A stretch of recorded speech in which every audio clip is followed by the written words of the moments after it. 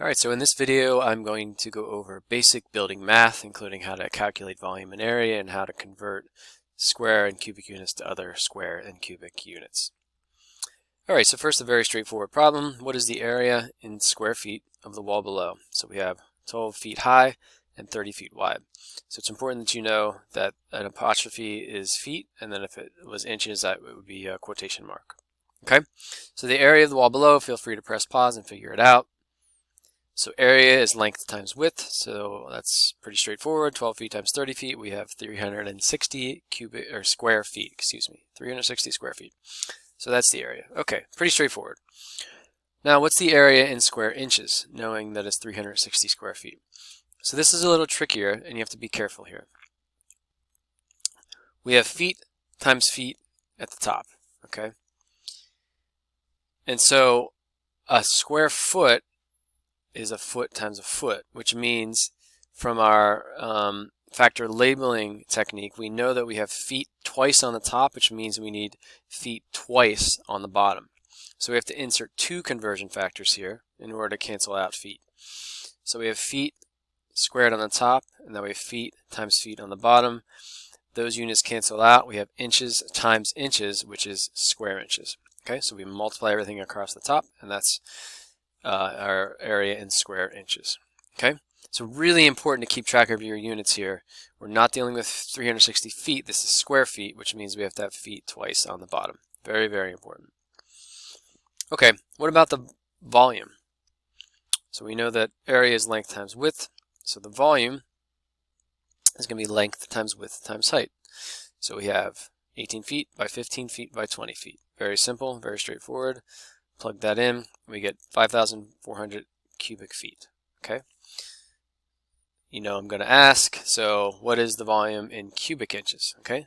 So feel free to press pause and figure this out. But again, we have feet cubed on the top, which is the same as saying feet times feet times feet. And so we need to have feet times feet times feet on the bottom. So feet cubed crosses out with 3 feet on the bottom. That's inches times inches times inches, which is going to be cubic inches. Okay, so if you cancel out all the units, multiply across the top, that's about 9.3 million cubic inches. Okay, so this is important to understand. We're dealing with energy use in buildings, and there are considerations to make when it comes to the a certain amount of air in a volume of air in a building. There's lighting, power density, which includes the area. So anyway, it's really important that you understand the basics of how to calculate and manipulate building volume and area. So the last example I want to show you, because this will probably pop up in a lab or other assignment. So it's very rare that we have exactly round feet for all of our measurements. So now we have a similar wall, but this one is 30 feet and 6 inches, right? So there's your quotation mark. So 30 feet 6 inches, and this is 12 feet 4 inches. So what's the area of the wall? Let's start. We'll do square feet and square inches.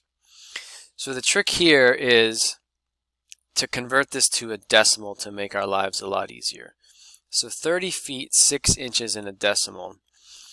So we have 30 feet, and then remember there's 12 inches in a foot, right? So this is 6/12 of a foot, right? 6 inches is 6 out of 12. So if you divide 6 by 12, you get 0.5, right? So this is saying 30 feet 6 inches is the same as 30.5 feet. That's probably easy enough to figure out. But what about 12 foot 4 inches? So I want you to think about how you would do that and try to calculate that. So 4 inches is 4 out of 12, so that's 12 and 4/12 of a foot.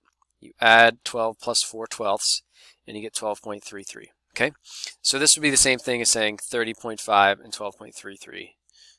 That's a little bit rounded. Okay, so now it's easy. We plug and play. 12.33 times 30.5, we get 376.1 square feet. So if we want to convert this to inches, again, you have feet squared on the top, which means you have to have feet times feet on the bottom, cross everything out there, and then we multiply across the top, and it's 54,153. Okay, so I know this is probably a review to a lot of you, but I want to be very sure that you understand how to do this from the outset. Okay, and so again, to repeat, for this lesson, we went over how to calculate volume and area, and then converting square units and cubic units.